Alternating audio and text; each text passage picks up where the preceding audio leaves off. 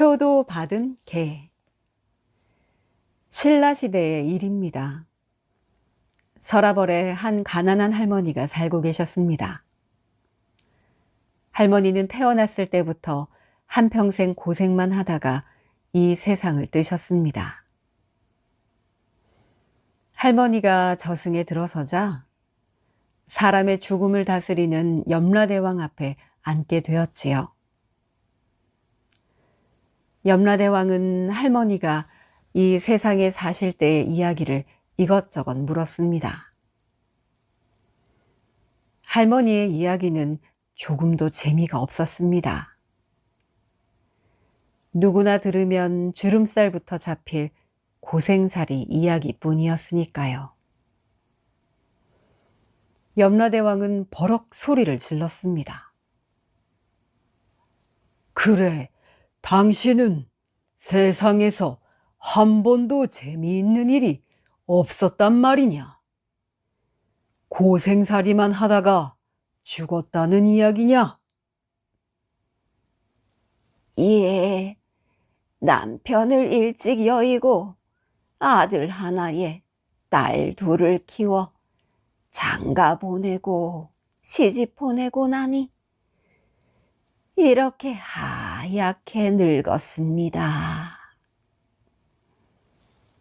그래도 세상에서 재미난 것을 본 것이 있다면 한 가지라도 말해보시오.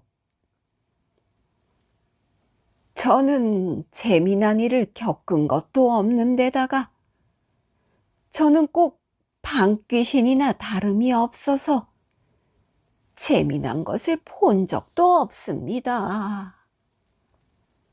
뭐? 방귀신이 되어 재미난 것을 본 것도 없다고? 허허허, 이 늙은이를 다시 세상에 보내어 개가 되어 제 아들 집이나 지키게 해라. 염라대왕의 이 말과 함께 나졸들이 뛰어나오더니 할머니를 붙잡고 나가 개로 변하게 했습니다. 신라 서라벌에 사는 할머니의 아들 최 씨의 집에서 기르는 개가 갑자기 배가 불러지더니 새끼 한 마리를 낳았지요. 최 씨 집에 새로 태어난 강아지는 윤이 자르르 흐르는 털빛에 토실토실한 귀염성이 있는 강아지였습니다. 바로 할머니가 환생한 강아지였지요. 강아지는 아무 탈 없이 잘 자랐습니다. 잘 자랄 뿐만 아니라 아주 영리한 개였습니다. 도둑한테는 영악하게 달려들어 지저대면서 쫓아내고 여느 사람들한테는 꼬리를 흔들면서 정을 붙여두었습니다. 그래서 최 씨 내외뿐만 아니라 이웃 사람들도 이 개를 많이 사랑하였지요. 밭일이 한창 바쁠 때는 최 씨 내외가 개한테 집을 맡기고 밭에 나가서 집 걱정은 하지 않고 농사를 지을 수 있었습니다. 몇 번이나 빈집인 줄 알고 도둑이 들어왔지만 오히려 이 개한테 쫓겨서 도둑은 집신까지 벗어던지고 멀리 도망치고 말았지요. 여름날 한창 복더위 때였습니다. 고기라고는 별로 먹지 못하고 지내는 농사꾼들은 개를 잡아서 배를 채우기도 했지요. 최 씨도 이웃 사람들이 개를 잡아먹는 것을 보고는 자기 집 개를 잡아먹을까 하는 궁리를 했습니다. 최 씨는 아내를 보고 말했지요. 여보, 우리도 몸보신을 해야 할 텐데 저 개를 잡아먹는 건 어떻소? 어느새 마루 밑에 있던 개가 이 말을 들었습니다. 이튿날 최 씨는 숫돌에다 칼을 갈고 아내는 개를 이리저리 찾아보았습니다. 그런데 개는 그 어디에도 없었지요. 마을 안 이 집 저 집까지 가서 찾아보았지만 개는 온데간데 없었습니다. 그만 최씨 내외는 개를 잡으려고 하던 일이 허탕이 되었고 입맛만 다시고 말았지요. 개는 어디로 갔을까요? 최씨 내외 집에서 나온 집 잘 지키는 개는 제 너머에 사는 딸네 집으로 갔던 것입니다. 아침밥을 지으려고 하던 최씨 딸은 두 눈에 눈물을 줄줄 흘리면서 들어오는 개를 보고 깜짝 놀랐습니다. 어디서 본 것 같은 개여서 찬찬히 들여다보니까 바로 친정집의 개였지요. 딸은 시집살이에 묶여 친정집에 가본 지도 벌써 1년이 넘었습니다. 저절로 그 개가 친정집 식구를 만난 것처럼 반가웠지요. 딸은 친정집에 갈 때 그 개를 데려다 줄 작정으로 먹을 것을 마련해주고 마루 밑에 잘 때도 마련해 주었습니다. 최씨 집에서 개가 없어지고 며칠이 지나서였습니다. 지나가던 스님이 최씨를 보더니 걸음을 멈추고 머리를 몇 번 갸웃거렸습니다. 허허, 당신은 당신 어머니를 쫓아내었군. 하고 다짜고짜 말하는 것이었어요. 예? 스님, 그게 무슨 말씀이신지요? 우리 어머님은 이 세상을 떠나셨습니다. 아니요. 얼마 전에 이 집에서 개가 나갔지요. 예, 개가 한 마리 있었는데 복도 위에 잡아먹으려고 했더니 없어졌더라고요. 바로 그 개가 당신의 어머님이 저승에 갔다가 개로 환생하여 집을 지켜주려고 온 것이었소. 제 너머 당신 동생 집에 가면 그 개를 만날 수 있을 것이오. 당장 가서 모시고 오시오. 최 씨는 이 말을 듣고 울음을 터뜨렸습니다. 정말입니까, 스님? 아이고, 우리 어머님, 내가 어머님을 잡아먹으려고 했으니 이 죄를 어떻게 벗을까? 최 씨는 그 길로 제 너머 동생 집으로 달려갔습니다. 과연 스님이 말한 대로 얼마 전에 집을 나간 개가 딸네 집 마루 밑에 엎드려 있었습니다. 마루 밑에 개는 최 씨를 보자 또 눈물을 주르륵 흘렸습니다. 최 씨는 동생의 인사도 받을 사이 없이 두 팔을 마루 밑에 넣고 어머님, 어머님, 아이고 우리 어머님 살아서도 고생, 죽어서도 고생이시네요. 하면서 개를 끌어잡아 두둥실 자기 등에 업었습니다. 개는 최 씨의 등에 업혔지요. 어머니께서 살아계실 때 하지 못한 효도를 지금부터라도 하겠습니다. 그날부터 최 씨는 농사 짓는 틈틈이 개를 업고 이름난 곳을 찾아다니면서 개가 된 어머니에게 세상 구경을 시켜드렸습니다. 이렇게 몇 해를 두고 최 씨는 개를 업고 다녔지요. 그러던 어느 무더운 날, 집으로 돌아오는 길에 너무 지쳐서 잠시 쉬느라고 앉아있다가 그만 깜빡 잠이 들어버렸습니다.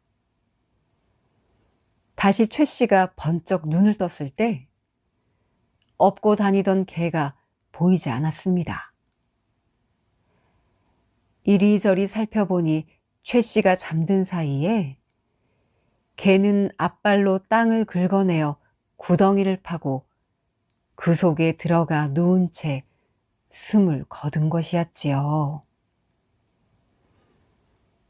최 씨는 울면서 그곳에다 사람의 무덤 같은 커다란 개의 무덤을 정성스럽게 만들어 주었습니다. 그 뒤에 최 씨는 아주 큰 부자가 되었습니다. 지금도 이 무덤이 경상북도 월성군 내남면 이졸이라는 마을에 있는데 사람들은 이 무덤을 최 부자의 개 무덤이라고 부른답니다. 팔을 심고 죽은 사람. 옛날 아주 오래된 옛날 사람들이 서로 만나면 이따금 서로의 눈에 사람이 아니라 꼭 소의 모습으로 보이던 때가 있었습니다. 그래서 소인 줄 알고 곧잘 사람들끼리 잡아먹는 일이 이따금 생겼지요. 서로 소로 보여 잡아먹고 보니 자기 어머니였습니다. 서로 소로 보여서 잡아먹고 보니 자기 아버지였습니다. 잡아먹고 보니 아들이기도 하고 딸이기도 했지요. 한 번은 어떤 사람이 밭을 매다가 가랑비를 피해 처마 밑에 서 있으려니 소 한 마리가 처마 밑에 들어와서 가랑비를 피하고 있었습니다. 그 사람은 소를 돌로 때려서 잡아먹었습니다. 잡아먹고 나서야 자기가 잡아먹은 소가 자기 동생이라는 것을 알게 되었지요. 아이쿠, 세상에 이런 끔찍스러운 일이 어디 있는가? 하고 소리치면서 꺼이꺼이 울어봤지만 그때는 소용이 없는 일이었습니다. 세상에 이런 무서운 나라가 어디 있나? 사람들끼리 서로가 짐승인 줄 알고 잡아먹는 나라가 어디 있단 말이야? 그 사람은 자기가 사는 나라를 떠나기로 했습니다. 그 사람은 나그네가 되어 이 세상을 두루 돌아보기로 했습니다.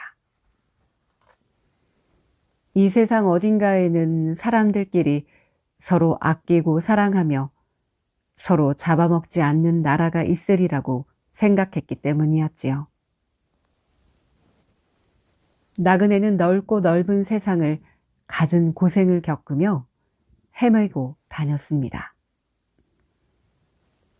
때로는 굶어 죽을 뻔했고, 때로는 얼어 죽을 뻔했고, 때로는 목이 말라 죽을 뻔했고,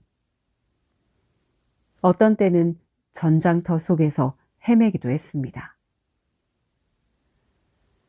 어느새 나그네의 얼굴에는 주름살이 잡히고 머리는 하얗게 새었습니다. 나그네는 파란 바람이 부는 한 나라에 당도했습니다. 바람은 싱그러운 향기까지 뿜었습니다. 그 나라야말로 나그네가 한평생 찾아다닌 나라였습니다. 여보시오, 말 좀 물읍시다. 나그네는 마을 어귀에 서 있는 늙은이에게 말을 걸었습니다. 이 나라 사람들은 사람과 소를 구별하여 보는데 참 희한한 일이군요. 늙은이는 한번 커다랗게 웃고 나서 웬걸요? 이 나라도 옛날에는 사람이 소로 보이기도 했답니다. 심지어 미루나무 위에 올라가서 가지를 치는 사람도 소로 보여서 생사람을 죽인 일도 있었지요. 네, 그런 일이 있었어요. 그러나 사람들이 팔을 먹고 난 다음부터 사람은 사람의 모습으로, 소는 소의 모습으로 보이기 시작하면서 평화로운 나라가 되었습니다. 이제 더 이상 사람을 소로 잘못 보고 잡아먹는 일은 없어졌지요. 생전 처음 듣는 소리로군요. 그 파가 대체 무엇입니까? 자, 나하고 같이 가봅시다. 늙은이는 나그네를 파밭으로 데리고 갔습니다. 나그네는 파 씨를 늙은이한테 얻어가지고 젊었을 때 떠났던 자기 나라로 돌아왔습니다. 파란 바람이 불던 나라의 노인이 가르쳐준 대로 나그네는 옛날 자기 집 텃밭에 파를 심었습니다. 텃밭 보드라운 흙 속에 파 씨를 심은 나그네는 옛 친구들을 찾아갔습니다. 여보게, 이제 우리도 더 이상 사람을 서로 잘못 보고 잡아먹는 일이 없게 되었네. 하고 반가워하면서 말했더니 이 소가 참 이상한 울음소리를 내는군. 하며 옛 친구들은 도끼를 들고 고향에 돌아온 친구를 잡으려고 모여들었습니다. 아니야, 아니야. 나는 소가 아니야. 하고 소리쳤지만 소용이 없었습니다. 파 씨를 가지고 고향으로 돌아온 나그네는 옛 친구들한테 소로 몰려 목숨을 빼앗기고 말았습니다. 그러나 텃밭에서 파 씨는 향기를 뿜으며 파랗게 자랐습니다. 사람들은 파밭을 지나가다가 파가 뿜는 향기에 끌려 파를 조금씩 뜯어먹었습니다. 그 뒤 온 나라 사람들이 파를 먹게 되었습니다. 사람들이 파를 먹고 난 다음부터 사람들의 눈에는 사람의 모습이 제대로 비치기 시작했지요. 그때부터 사람을 소로 잘못 보고 생사람을 잡아먹는 일이 일어나지 않았습니다. 파를 처음 이 나라에 심은 사람은 억울한 죽음을 당했지만 말이에요. 3가지 보물. 옛날 옛적 어느 마을에 아들 3형제를 둔 부자가 살고 있었습니다. 그 사람은 마을에서 제일 가는 부자였지요. 그런데 어느 날 이 부자는 늙고 병들어 이 세상을 떠나게 되었습니다. 죽기 전에 아들 3형제를 불러앉히고 마지막 유언을 했습니다. 나는 이제 늙고 병들어 죽게 되었구나. 그러니 이제부터 내가 하는 말을 마지막 유언으로 생각하고 명심해 듣거라. 나는 이제까지 많은 재산을 모았다.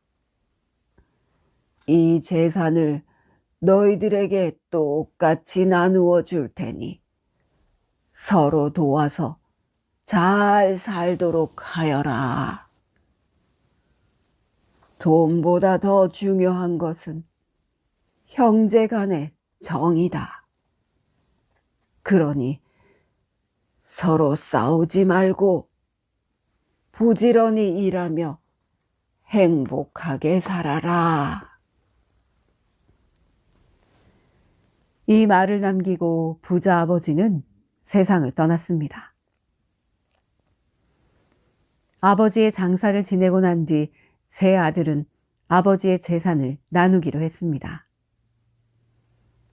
그런데 세 아들 가운데 막내 아들은 마음이 착하고 동정심이 많은 사람이었습니다. 자기는 굶으면서도 가난한 사람들에게 밥을 나누어 주는 그런 사람이었지요. 그러나 두 형은 욕심이 많은 사람들이었습니다. 그래서 두 형은 재산을 나눌 때 둘이서만 재산을 다 차지하고 막내 동생에게는 아주 조금밖에 주지 않았습니다. 하지만 마음씨 착한 동생은 형들을 조금도 원망하지 않았습니다.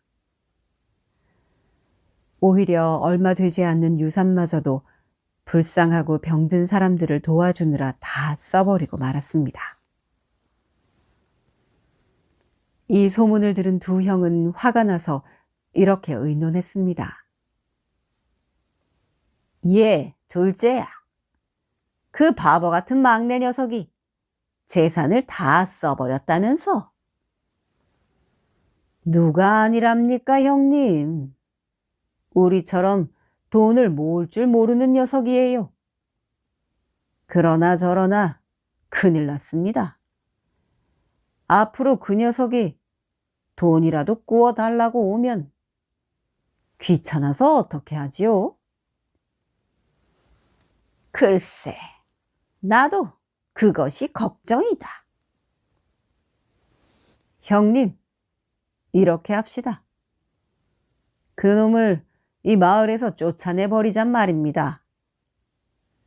그러면 우리는 그 녀석 걱정을 하지 않아도 되지 않겠습니까? 그거 좋은 생각이구나. 당장 그렇게 하자. 이렇게 결정을 한 두 형은 다음 날 막내 동생을 불렀습니다. 이놈, 막내야. 너는 아버지가 남겨주신 재산을 다 써버렸으니 불효막심한 놈이다. 우리도 그런 너를 도와줄 수가 없구나. 네가 이 마을에 남아있는 한 우리는 창피해서 얼굴을 들 수가 없다. 그러니 당장 이 마을을 떠나거라. 이렇게 호령하며 막내를 몰아내었습니다. 막내는 변명도 한마디 못하고 거짓골로 마을에서 쫓겨났지요. 그러나 갈 곳이 없었습니다. 정처 없이 걸어다니다가 웬 늙은 스님 하나가 무거운 짐을 짊어지고 쓰러질 듯 외나무 다리를 건너가는 것을 보았습니다. 마음씨 착한 막내는 얼른 달려가서 짐을 받아들고 말했지요. 스님, 이 짐은 제가 들어다 드리겠습니다. 늙은 스님은 미안한 듯이 이거 미안해서 어떻게 하나. 젊으니 고마우이. 하지만 아직은 내가 들고 갈 수 있으니 바쁘면 먼저 가보게. 하고 말했습니다. 아닙니다. 제가 들어다 드리겠습니다. 저는 특별히 따로 갈 곳도 없습니다. 막내의 말을 들은 늙은 스님은 허허, 어쩌다가 그런 신세가 되었나. 하지만 마침 잘 되었네. 나도 혼자 살고 있다네. 그러니 절에서 나와 함께 있으면 어떻겠나. 산에서 산다는 것이 처음에는 어렵겠지만 차차 익숙해지면 별로 힘들지 않을 거야. 라고 말했습니다. 그게 정말입니까? 스님, 정말 고맙습니다. 아침 저녁으로 밥 짓고 빨래도 하고 나무도 열심히 해오겠습니다. 정말 고맙습니다. 그날부터 막내는 늙은 스님과 함께 살게 되었습니다. 그러는 동안에 막내는 늙은 스님을 정성껏 모셨지요. 어느덧 산으로 올라온 지도 3년이 흘렀습니다. 막내는 점점 고향이 그리워졌습니다. 하루에도 몇 번씩 고향 생각을 했지요. 이것을 본 늙은 스님은 막내를 불러들였습니다.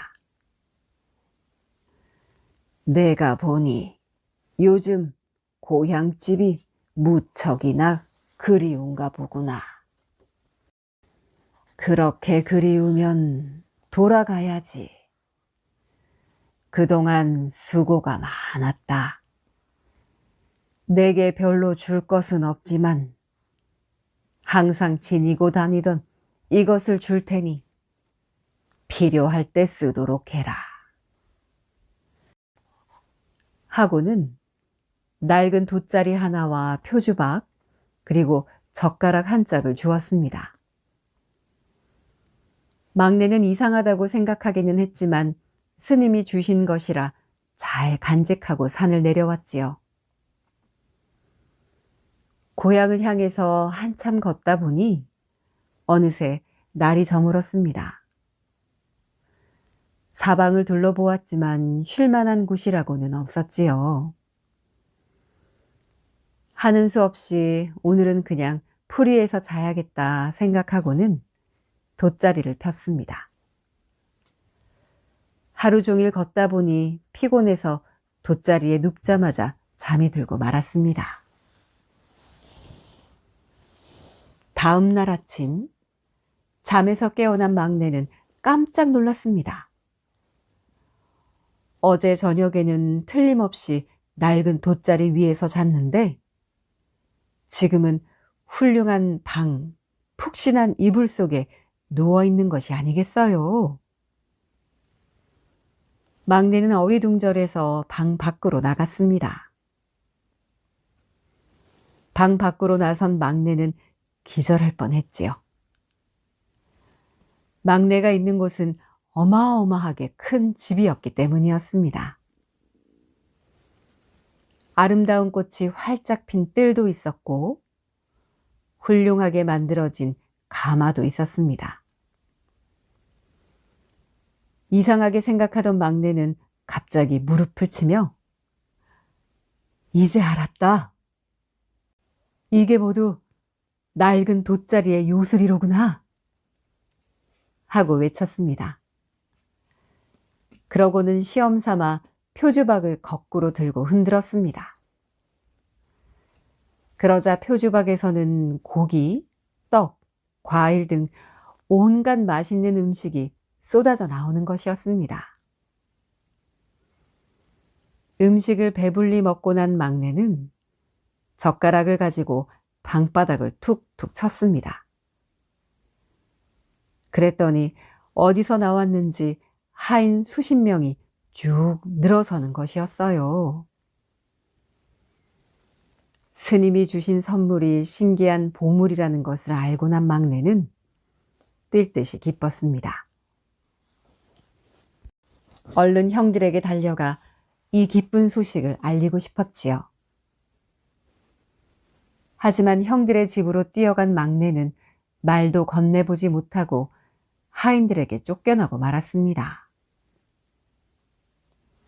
미처 옷을 갈아입지 못하고 거짓골을 한 채로 뛰어갔기 때문이었지요.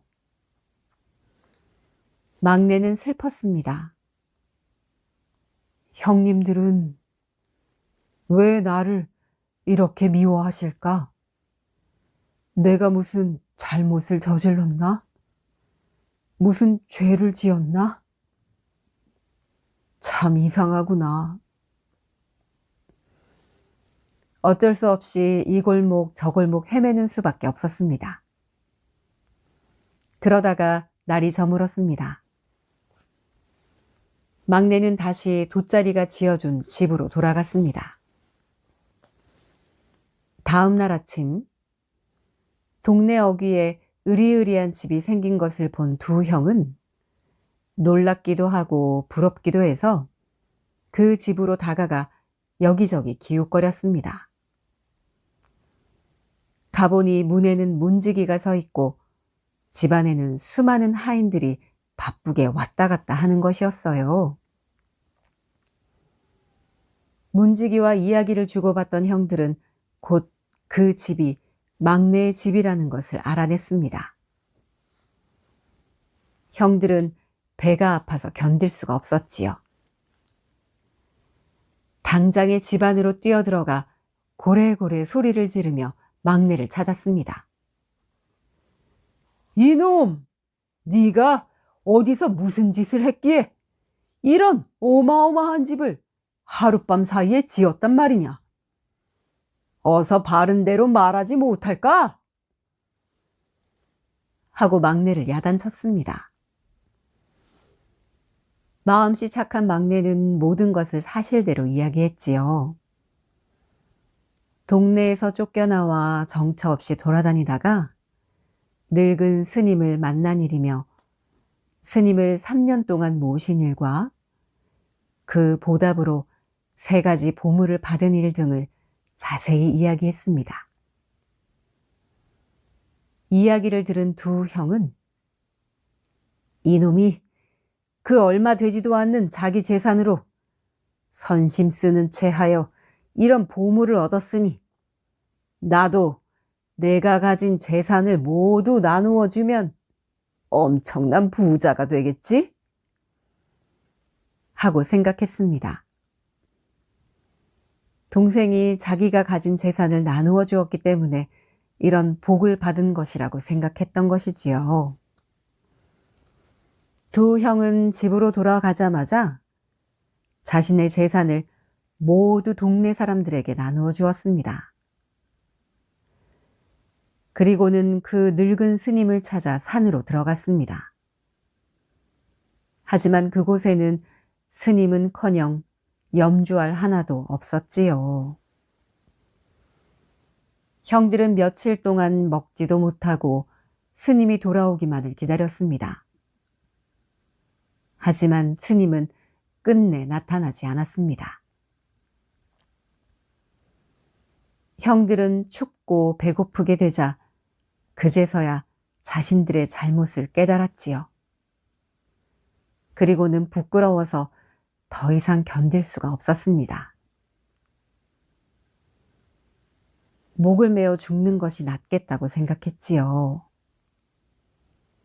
그런데 바로 그날 밤 막내의 꿈속에 늙은 스님이 나타났습니다. 젊은이, 큰일이 났네.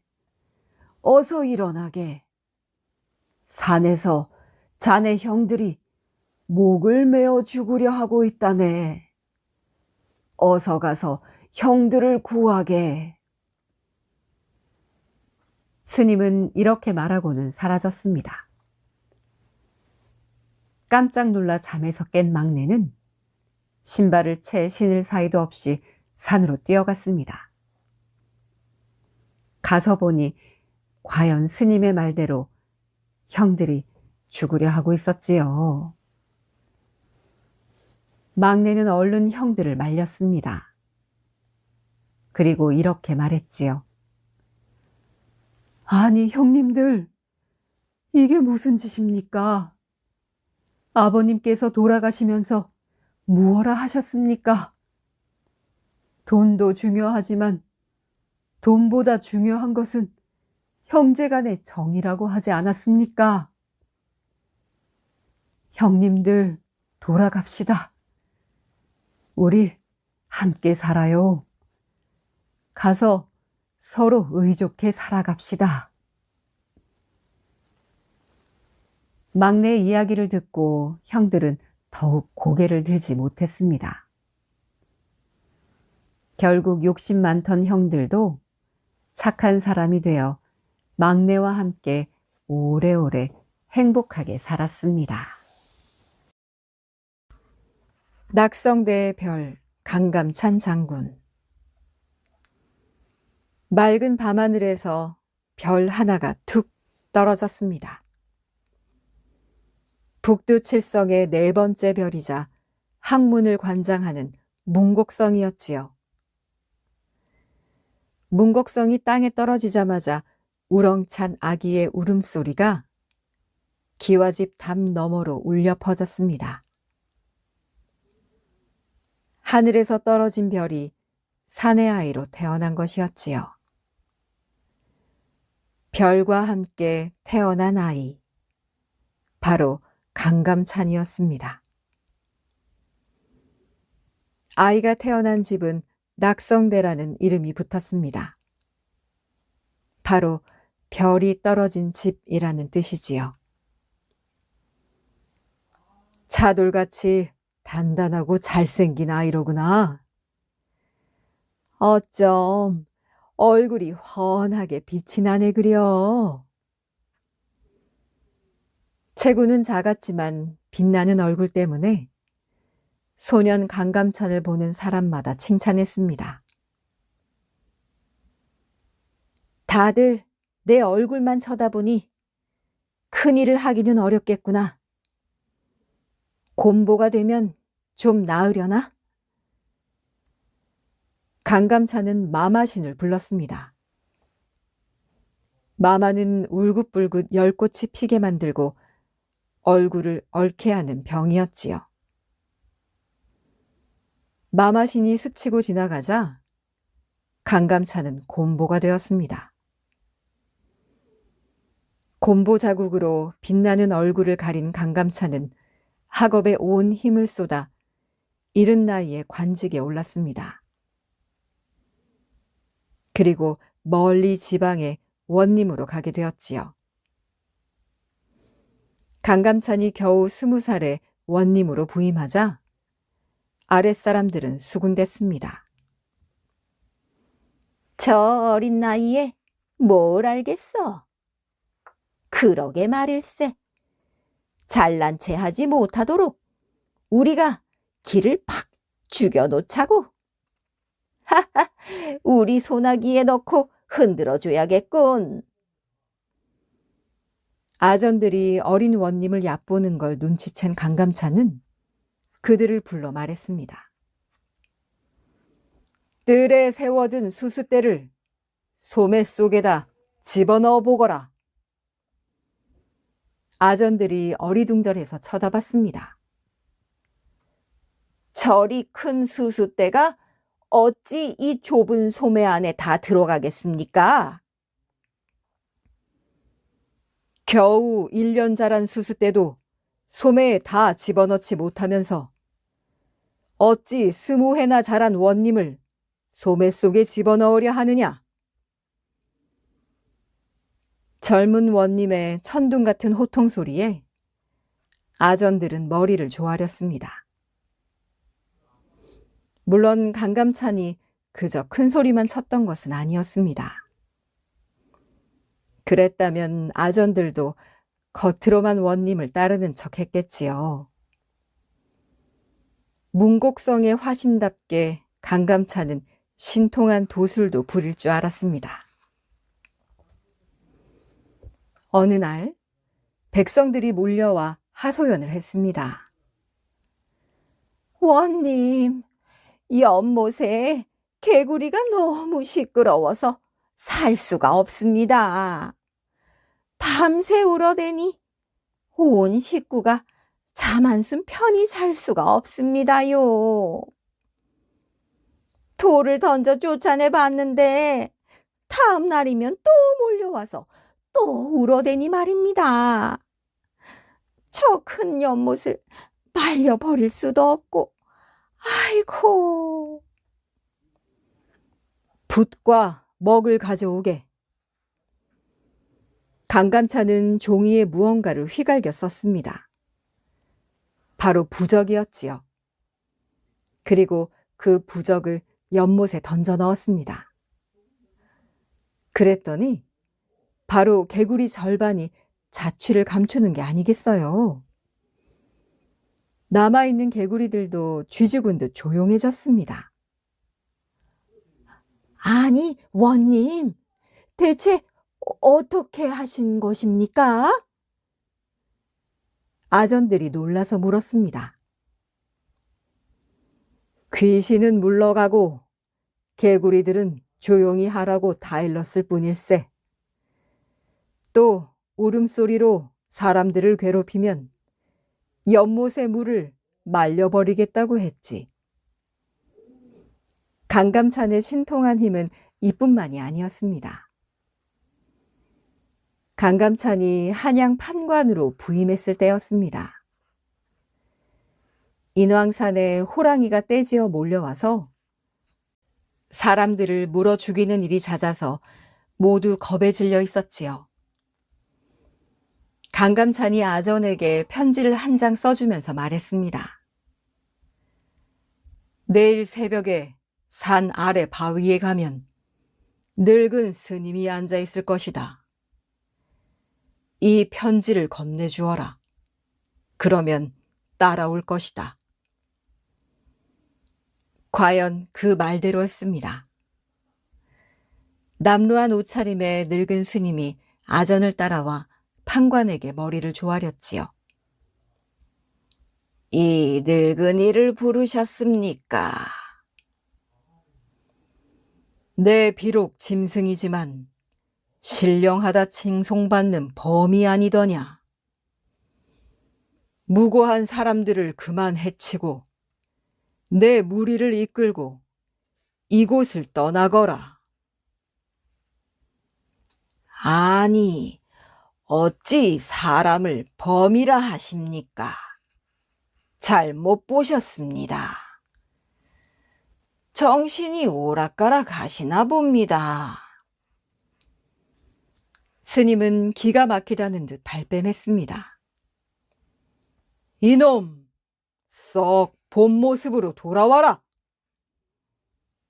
강감찬이 명령하자 늙은 스님의 얼굴에 털이 부숭부숭해지고 송곳니가 뾰족뾰족 튀어나왔지요.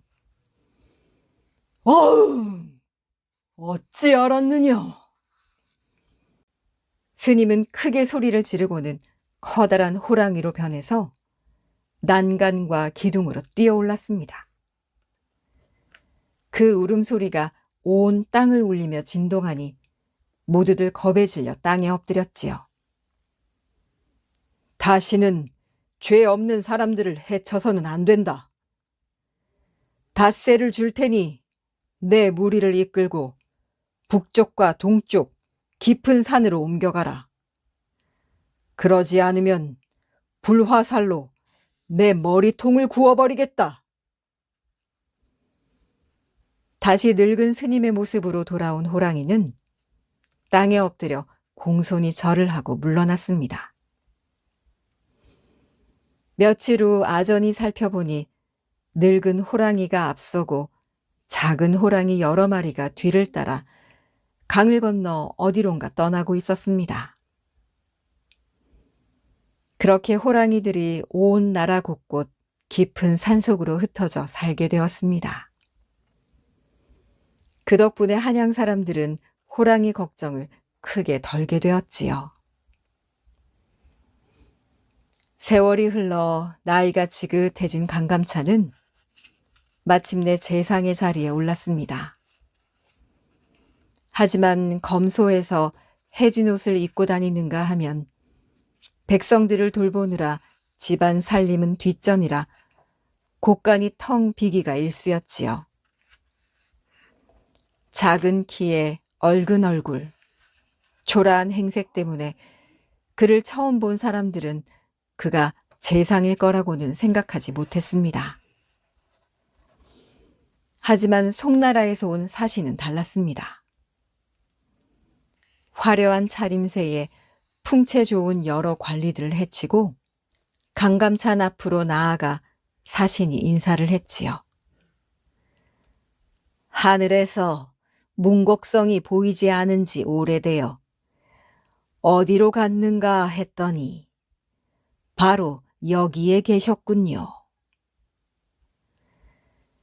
작은 체구 때문에 평소에는 강감찬을 사람들이 특별히 여기지 않았습니다.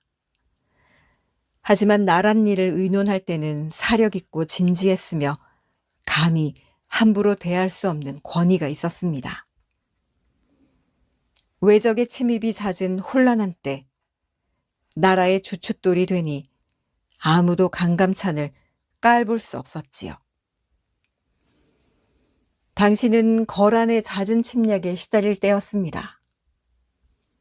본격적인 침략에 앞서 거란은 벌써 여러 차례 압록강 근처로 군사를 보내서 고려를 위협했습니다. 하지만 번번이 실패했지요. 그러자 거란은 무려 20만 명이 넘는 대군을 고려로 보냈습니다. 그중 말을 탄 기병이 10만 명이나 되었다고 합니다. 벌떼처럼 많은 기병이 수도인 개경으로 몰려와 이 땅을 짓밟기 전에 막아야만 했습니다. 고려군의 우두머리였던 강감찬은 적들이 어떤 작전을 쓸 것인지 훤히 꿰뚫고 꾀를 내었지요. 적들은 흥화진으로 올 것이다. 그곳을 흐르는 삼교천에 뚝을 만들어 물을 막고 계곡에 숨어 있어라. 얕은 물을 보고 적들이 안심하고 건널 때를 노린다. 강감찬 장군의 명령으로 병졸들은 하천 상류에 수백 장의 소가죽으로 둑을 만들어 물을 막았습니다. 그리고 만여 명의 기병들이 숨죽이고 때를 기다렸지요. 아니나 다를까 10만 기병을 앞세운 거란의 장수 소배압의 대군이 물가에 다다랐습니다. 하천에 물이 말라 말발굽이나 겨우 적실 정도구나. 얼른 건너자. 수십만 거란군이 마음 놓고 하천에 발을 들여놓을 때였습니다. 지금이다. 소가죽을 찢어 물을 흘려보내라. 쏴! 막혀있던 냇물이 한꺼번에 쏟아졌습니다. 졸졸 흐르던 냇물이 순식간에 불어나 허리까지 차오르자 말들이 놀라 날뛰었고 병사들은 말에서 떨어지거나 거세진 물살에 떠내려갔지요. 이때를 놓치지 않고 숨어있던 고려군이 그들을 덮쳤습니다. 거란의 대군은 혼란에 빠졌고 고려는 큰 승리를 거두었지요. 하지만 흥화진 전투 이후에도 절반 이상 살아남은 거란군은 끈질기게 공격을 계속하며 개경을 향했습니다. 고려군을 총지휘하는 강감찬 장군도 거란군이 포기할 때까지 멈추지 않았지요. 추위와 배고픔에 지친 거란군은 마침내 개경을 포기하고 후퇴하기 시작했습니다. 한 놈도 무사히 돌려보내지 마라. 강감찬 장군의 명령으로 고려군은 퇴각하는 거란군과 귀주 땅에서 목숨을 걸고 맞붙어 싸웠습니다. 거란군의 저항은 만만치 않았고 고려군은 위기를 맞았지요. 공세를 멈추지 마라. 곧 바람의 방향이 바뀌어 우리를 도울 것이다. 그러니 물러나선 안 된다. 놀랍게도 강감찬의 말대로 곧 바람이 바뀌었고 세찬 소나기가 쏟아졌습니다. 거센 비바람에 거란군은 눈조차 제대로 뜨지 못하고 당했습니다. 이 귀주대첩에서 수많은 거란군이 고려군에 포위된 채 죽음을 맞았지요. 바람과 날씨마저 읽어내다니. 역시 소문대로 강감찬 장군은 땅 위에 내려온 별이 맞구나. 강감찬의 승리에 많은 이들이 탐복하며 말했습니다. 사람들에게 강감찬은 나라를 든든히 지켜낸 위대한 별이었습니다.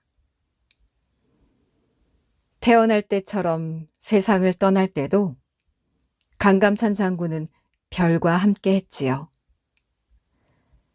어느 날 밤, 이번에는 개경 땅에 큰 별 하나가 툭 떨어졌습니다. 큰 별이 졌으니 강감찬 장군이 돌아가셨구나. 고려가 평화를 되찾은 뒤 강감찬 장군은 안심하고 다시 저 북두칠성의 네 번째 별, 문곡성으로 돌아가셨습니다. 계백장군과 화랑 관창. 계백은 백제의 달솔이자 장군이었습니다. 달솔은 무척 높은 벼슬이었지요.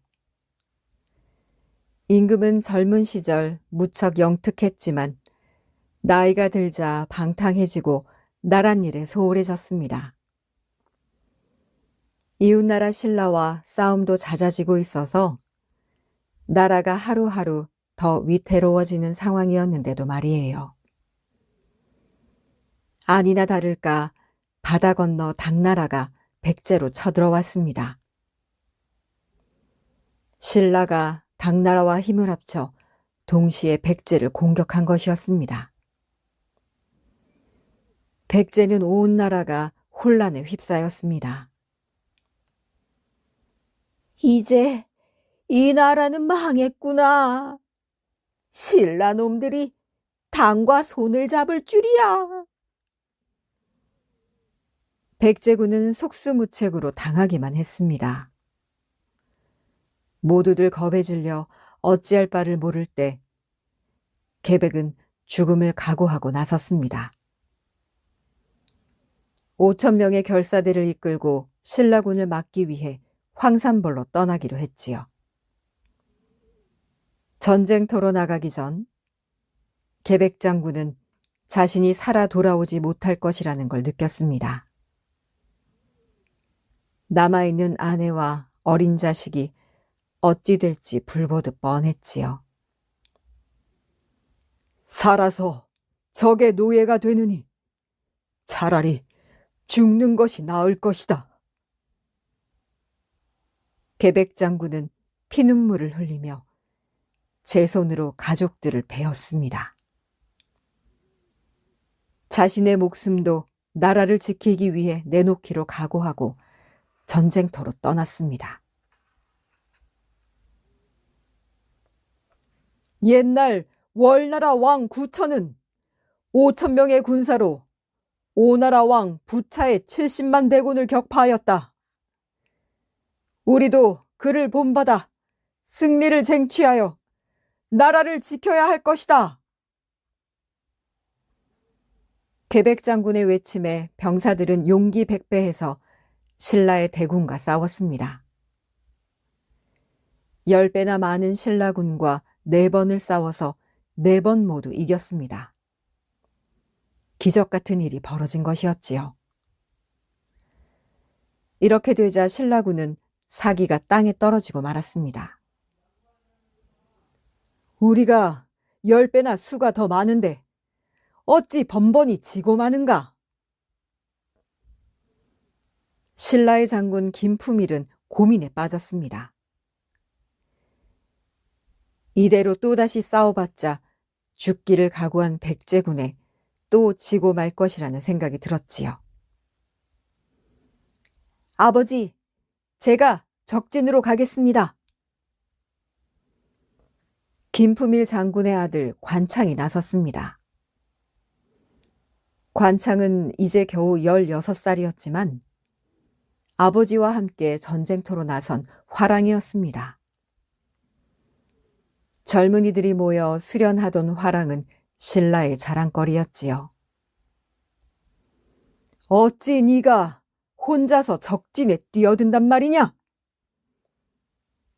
김품일 장군은 아들의 말에 기가 막혔습니다.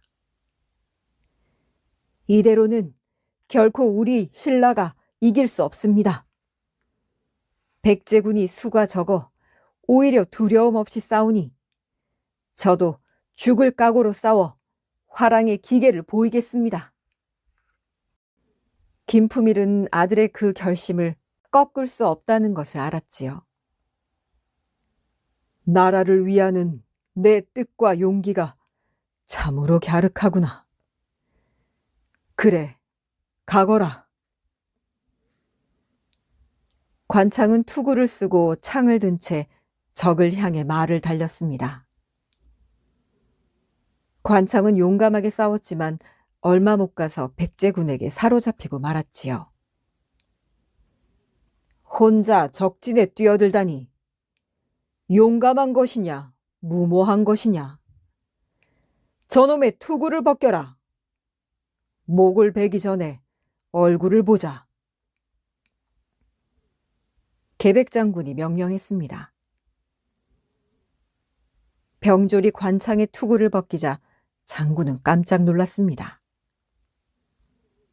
아직 어린아이 티를 완전히 벗지 못한 소년이었거든요. 나는 신라의 화랑 김관창이다. 내 나라를 위해 이미 죽기를 각오했으니 어서 배어라. 계백장군은 자신처럼 나라를 위해 죽음을 무릅쓰는 용기를 낸 소년의 모습에 깊이 감동했습니다. 신라에는 뛰어난 병사가 많구나. 나라를 위해 어린 소년도 이리 용감하게 나서는데 더 나이 많은 병사들이야 말해 무엇하겠는가. 내 용기가 가상하니 죽이지는 않겠다. 계백장군은 관창을 밧줄로 말에 묶어 다시 신라 진영으로 돌려보냈습니다. 관창은 살아 돌아왔지만 기쁘기보다는 아쉬움이 컸습니다. 적의 한가운데까지 들어가서 장수의 목을 베지 못하고 돌아오다니 몹시도 한스럽구나. 다시 들어가면 반드시 성공하고 말겠다. 관창은 다시 적진에 뛰어들 태세를 갖추었습니다. 이번에는 그와 뜻을 같이 한 군사 2~2명이 그 뒤를 따랐지요. 관창은 적을 여럿 베었지만 결국 백제군에게 사로잡히고 말았습니다.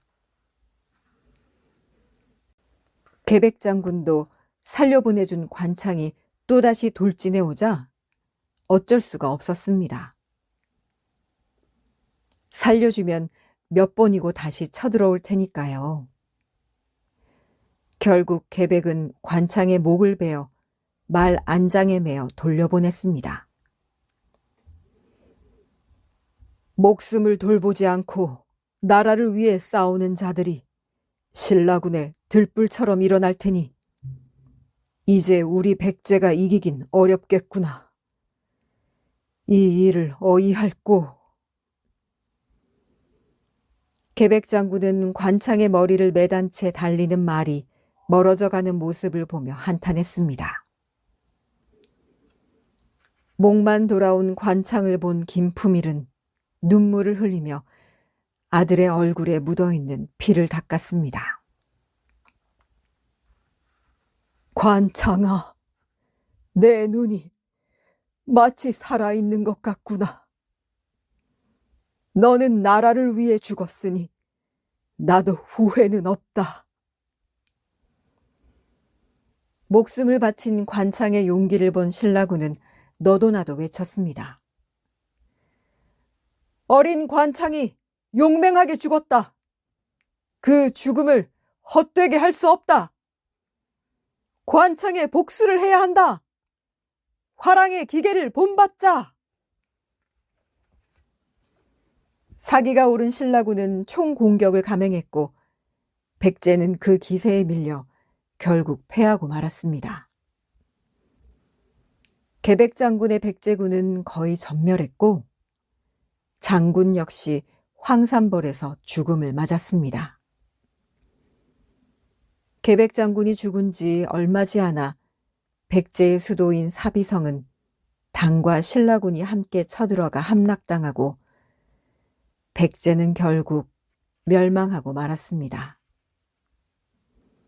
하지만 저마다 나라를 위해 목숨을 걸었던 계백장군과 화랑 관창의 용기는 오랫동안 많은 사람들의 입에 오르내렸습니다. 호국용과 만파십적. 용이 된 왕이 있습니다.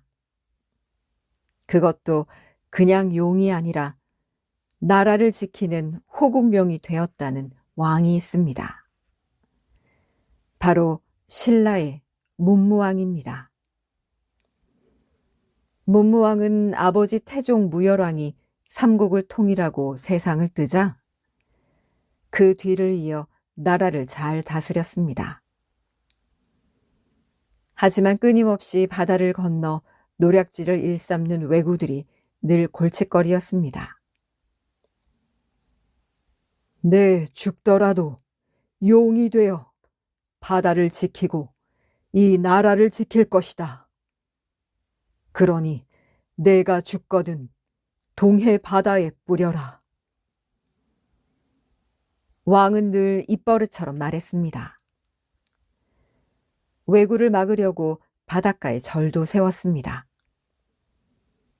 부처님의 힘으로 왜구의 침략을 막아보려고 했지요. 절 이름은 가문사라 하고 법당 아래에 동쪽으로 향하는 구멍을 하나 파두어라. 내가 용이 되면 그곳을 통로로 바다를 오가며 신라를 지키겠다.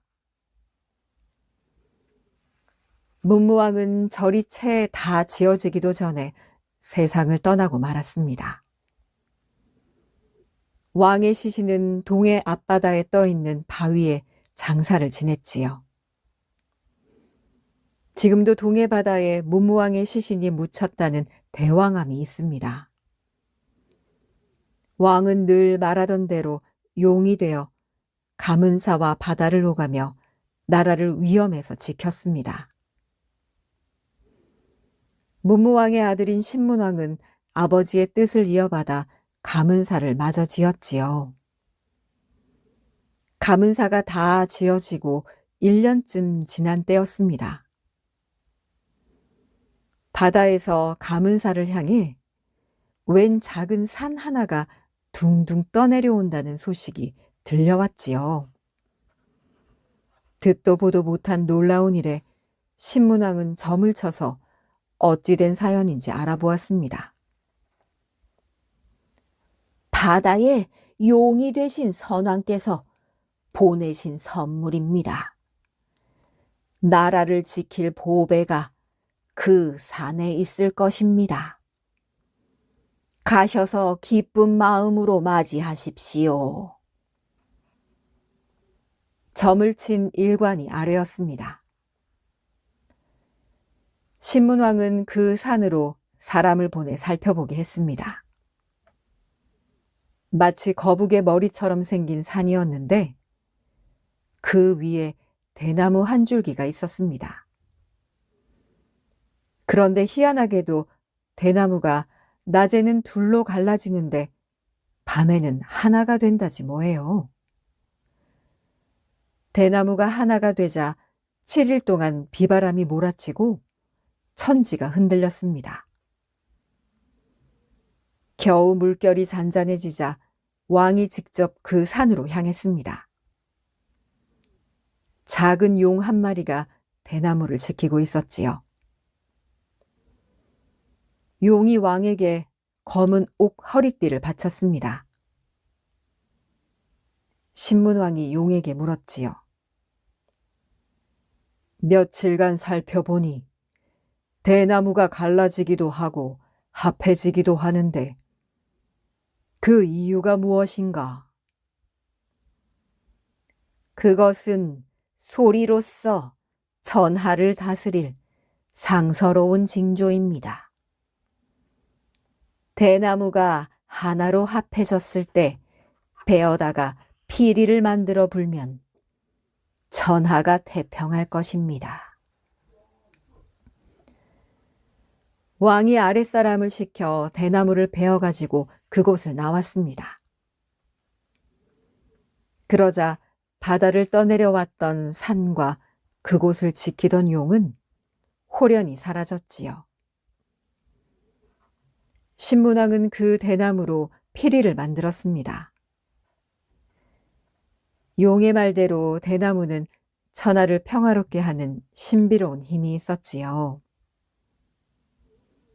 피리를 불기만 해도 적이 물러가고, 병이 낫고, 비가 오면 날이 개고, 바람과 물결도 잔잔해졌다고 하니까 말이에요. 수많은 파도도 잠잠해진다고 해서 이 피리를 만파식적이라고 이름 지었습니다. 그 뒤로 신라는 오래오래 부강했습니다. 바다는 호국용이 지키고 땅은 만파식적이 지키니 염려가 없었지요. 엉터리 명궁사위. 옛날 정선 산골 마을에 전서방이 살았습니다. 10서너 살 먹은 아들을 하나 두고 있었지요. 전서방은 아들을 데리고 만날 산에 나가서 일을 했습니다. 산에 있는 나무들을 불태우고 그 자리에다 밭을 일궈 농사를 지었습니다. 그런데 그 밭이 보통 밭이라야 말이지요. 어찌나 돌들이 많은지. 글쎄 하루는 아들이 밭을 가는데 괭이 끝에 있던 돌이 탁 튀어서 아들의 무릎팍을 딱 맞췄지 뭐예요. 아야! 아들은 너무 아파서 쩔쩔매면서 울었습니다. 그러면 아버지는 다리라도 주물러주면서 달래야 하잖아요. 그런데 전서방은 그냥 대뜸 소리부터 질러댔습니다. 야, 겨우 돌에 맞았다고 그렇게 찔찔 짜는 거냐? 그런다고 죽기라도 하는 거야? 으이구. 아들은 울음을 뚝 그치고는 물었습니다. 아버지, 이렇게 힘든 일을 꼭 해야 해요? 이런 일을 안 하고는 못 사는 건가요? 예끼놈아, 우리가 이런 일이라도 하니까 그래도 굶어 죽지 않고 사는 거지. 아들은 고개를 내저었습니다. 저는 더는 못하겠어요. 그러자 아버지는 버럭 고함을 질렀지요. 더 못할 것 같으면 죽든지 살든지 네 알아서 해라. 어서 내 눈앞에서 썩 꺼져라 이놈아. 그래서 아들은 그 길로 산을 내려왔습니다. 그러고는 거지가 되더라도 한양에서 거지를 하겠다고 생각하고는 무작정 한양으로 향했지요. 한참을 가다 보니 한양 어디쯤에 고래등 같은 기와에 문도 몇 겹인 으리으리한 집 담벼락에 방 하나가 딱 붙어 있는 것이었어요. 그런데 그를 알아야 일지요. 마침 지나가던 스님이 이렇게 말하는 것이었어요. 활 잘 쏘는 사람을 사위로 삼겠다는구먼. 아들은 솔깃했습니다. 그래서 결심했지요. 좋아. 그럼 내가 이 집 사위 노릇 좀 해야겠군. 아들은 대나무 밭으로 가서는 활과 화살을 만들었습니다. 화살촉 부분을 날카롭고 뾰족하게 다듬고는 활과 화살을 둘러매고 장으로 갔지요. 장에 가서는 죽은 꿩을 한 마리 샀습니다. 아들은 꿩을 들고는 부잣집 담장 밑에 웅크리고 앉았습니다. 그러고는 화살촉으로 꽁똥구멍을 깊숙이 찔렀지요. 그런 다음에 화살촉이 부리 쪽으로 나올 수 있도록 잘 꿰었습니다. 아들은 그 꿩을 담장 안으로 휙 집어 던졌습니다. 죽은 꿩은 부잣집 뒷마당에 보기 좋게 떨어졌지요.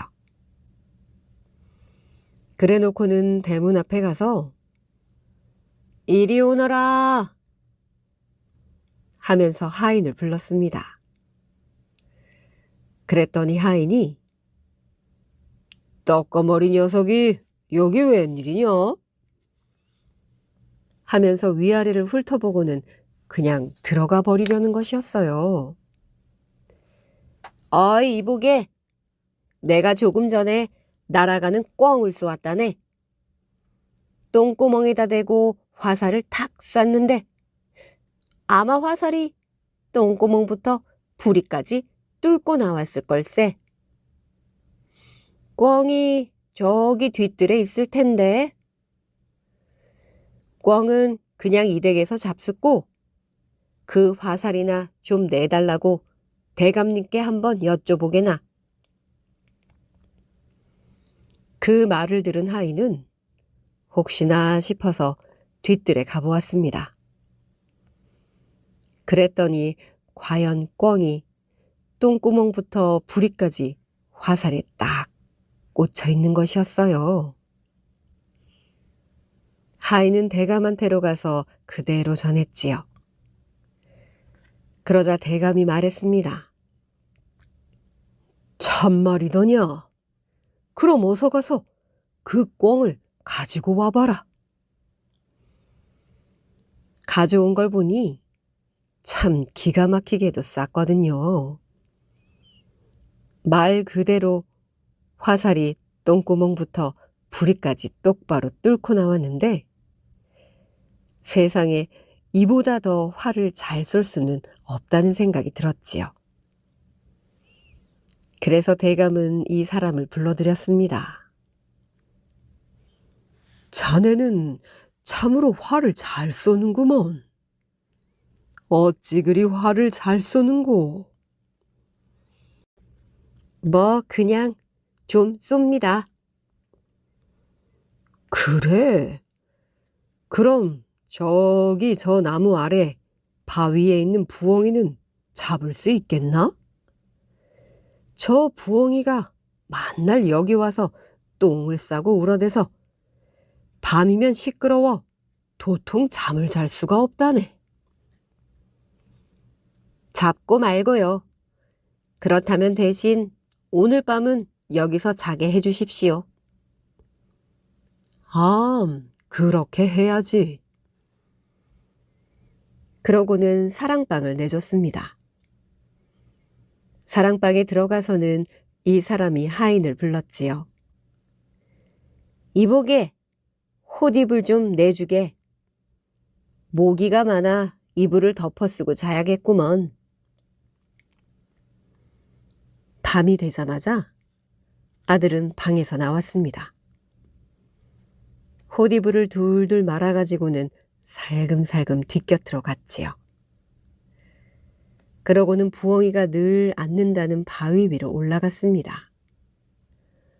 옷이불을 덮어 쓴 채로 말이지요. 그래도 두 손만은 내놓고 있었습니다. 한밤중이 되니 정말로 부엉이가 붕 하고 날아왔습니다. 그러고는 정말로 바위 위에 탈싹 앉았지요. 실은 부엉이가 앉은 곳은 바위가 아니라 옷이불 위였습니다. 옳거니 요놈! 아들은 두 손으로 부엉이 다리를 꼭 붙잡았습니다. 부엉이 목을 쥐고서 활촉으로 똥구멍에서 부리까지 확 찔렀지요. 그러고는 바위 근처에다 부엉이를 쓱 갖다 놓고는 사랑방으로 돌아와 잠을 잤습니다. 아침이 되자 대감이 쫓아나왔습니다. 여보게, 그 부엉이는 어찌 되었나? 어쩌냐게 부엉이 우는 소리를 들으셨습니까? 아니, 못 들었지. 제가 지난밤에 부엉이가 부엉 하고 울려고 하기에 화살로 툭 쏴놨으니 아마도 지금쯤은 똥구멍에서 부리까지 화살이 뚫고 나가 죽어 있을 겁니다. 그래? 그런가? 그럼 한번 가보세. 그래서 가보니까 부엉이가 정말로 아들 말대로 죽어 있는 것이었어요. 자네는 참말로 명궁일세. 꿩도 그렇고 부엉이도 그렇고 똥구멍에서 부리까지 뚫어놓다니.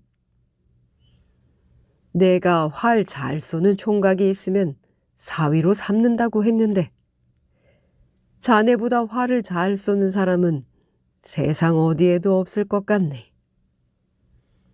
내 자네를 사위로 삼으려고 하는데 자네 생각은 어떤가? 좋습니다. 그렇게 하시지요. 그래서 이 사람은 대감집 딸과 혼인을 하게 되었습니다.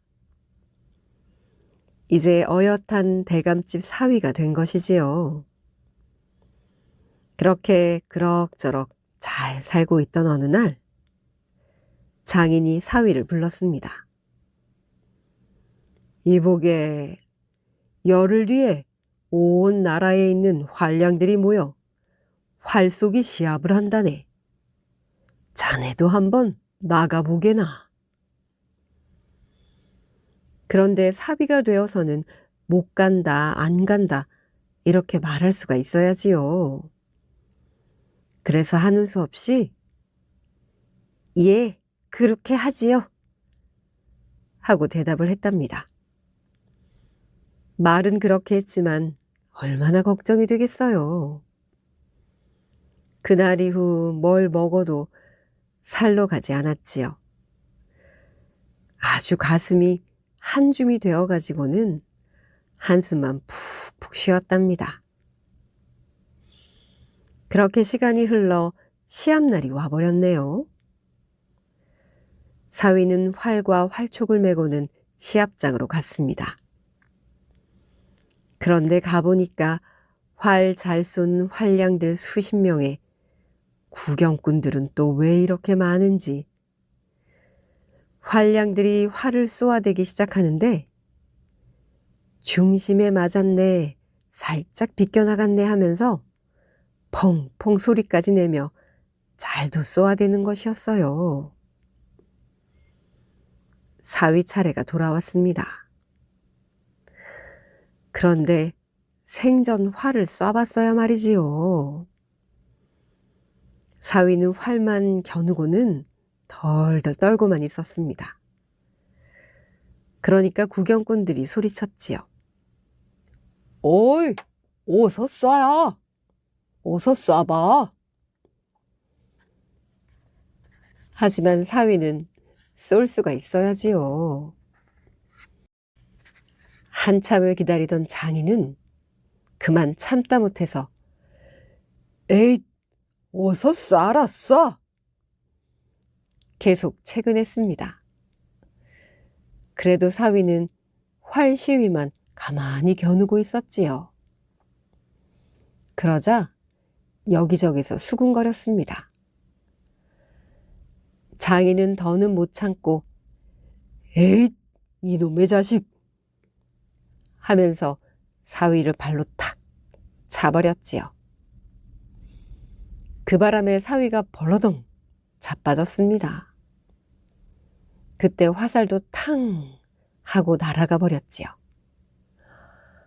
그런데 하필 그때 까마귀 2마리가 날아오고 있었지 뭐예요. 그런데 날아간 화살이 그중 한 마리의 똥구멍에 콱 잡혔지 뭐예요. 그러고는 넘어져 있는 사위 얼굴 위로 화살이 박힌 까마귀가 툭 하고 떨어졌습니다. 사위는 그걸 붙잡고 일어났지요. 그러자 사람들은 사위를 보면서 과연 화살을 잘 쏜다더니 정말 명궁이야, 명궁.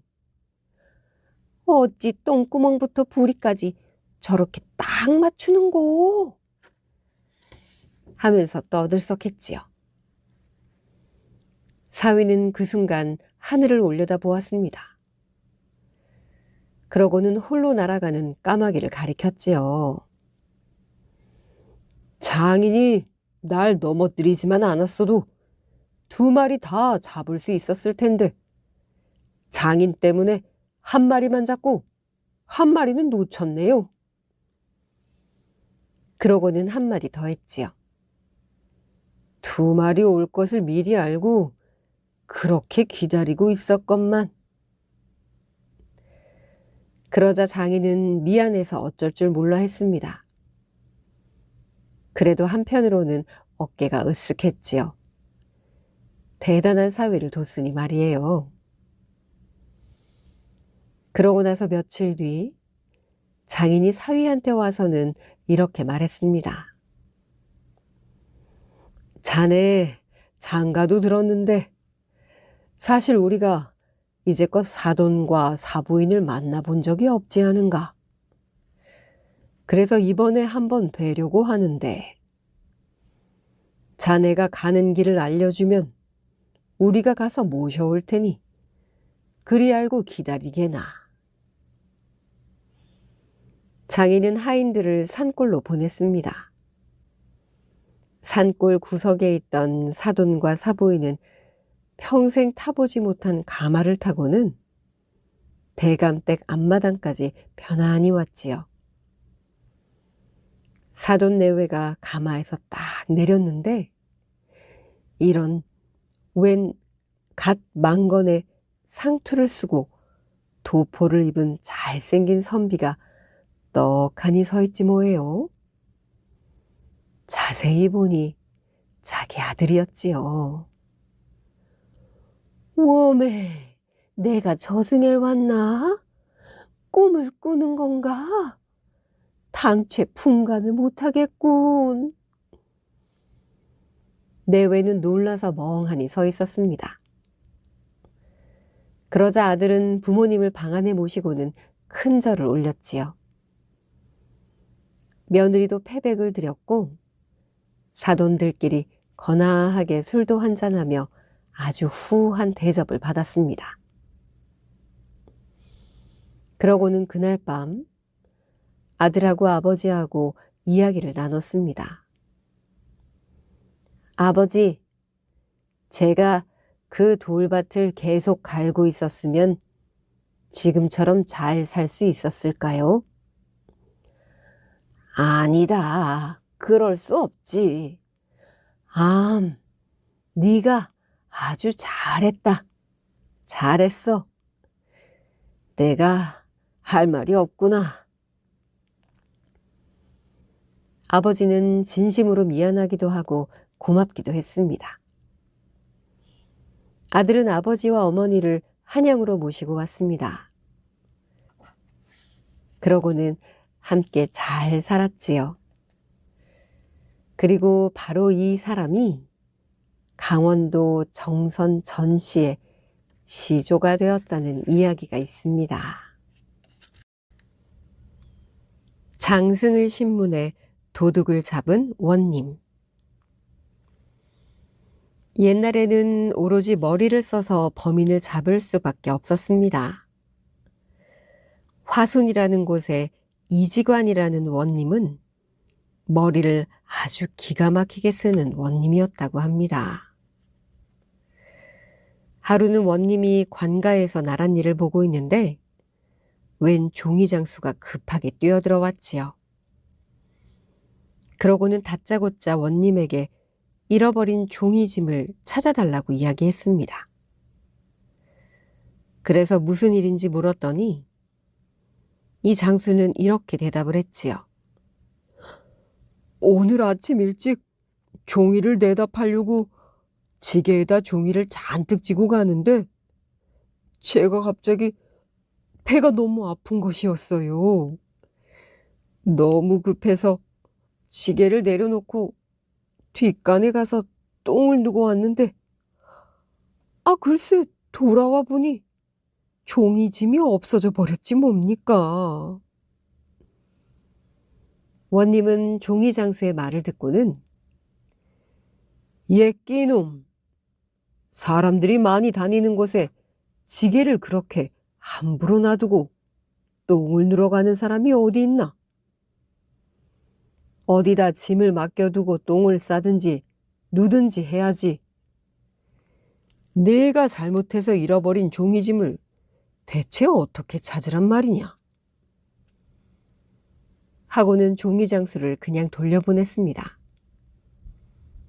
그러고 나서 원님은 관리들을 데리고 고을 밖에 있는 경치 좋은 곳으로 가서 술이랑 떡이랑 잔뜩 먹고 마시며 하루 종일 진탕 놀았습니다. 저녁이 되어서 관가로 돌아오는데 오다 보니 길가에 장승이 떡하니 서 있었지요. 원님은 취한 목소리로 물었습니다. 여봐라, 저기 얼굴을 붉히고 눈을 부릅뜨고 우뚝 서 있는 저놈은 누구냐? 그러자 관리들이 대답했습니다. 예, 저것은 사람이 아니고 장승입니다. 장승?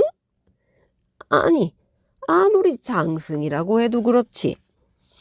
내가 이렇게 지나가는데 인사도 하지 않고 뻣뻣하게 서 있단 말이냐. 저렇게 무례하고 괘씸한 놈은 그대로 둘 수 없구나. 저놈을 당장 잡아다가 옥에 쳐넣어라. 원님은 큰 소리로 호령을 했습니다. 그러니까 관리들은 취해서 하는 소리구먼. 하고는 서로 눈짓을 하며 킥킥 웃었습니다. 그래도 어쨌든 원님의 명령이라서 장승을 뽑아 옥에다 넣긴 넣었지요. 원님은 이번에는 또 이렇게 명령을 했습니다. 내일 저놈을 엎어놓고 곤장을 칠 테니 저놈이 밤중에 도망치지 않게 잘 감시해라.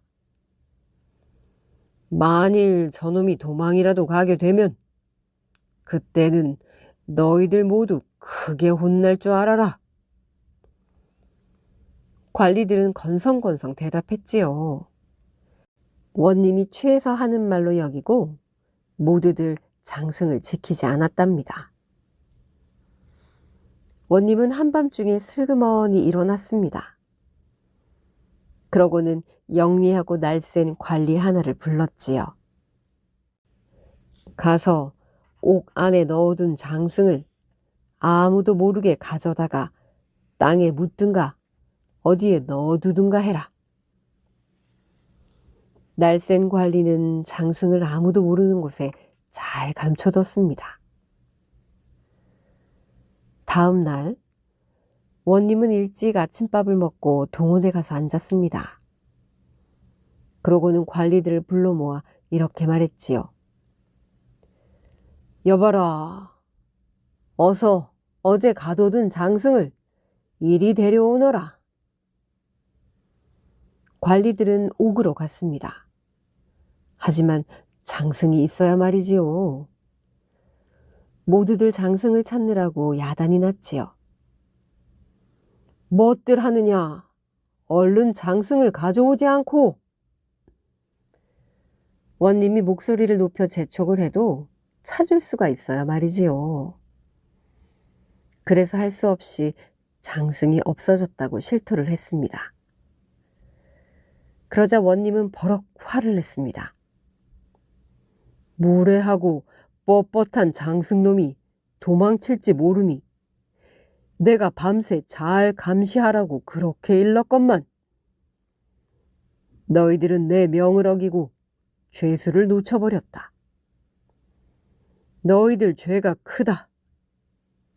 그러니 벌을 받아 마땅하구나. 관리들은 머리를 숙이고 벌벌 떨면서 빌었습니다. 아이고, 원님, 한 번만 용서해 주십시오. 뭐든 시키는 대로 하겠습니다. 좋다. 그렇다면 너희는 죗값으로 각각 종이 한 두루마리씩을 당장 갖다 바쳐라. 바칠 때는 꼬리표를 달아서 바친 사람의 이름을 써놓도록 해라.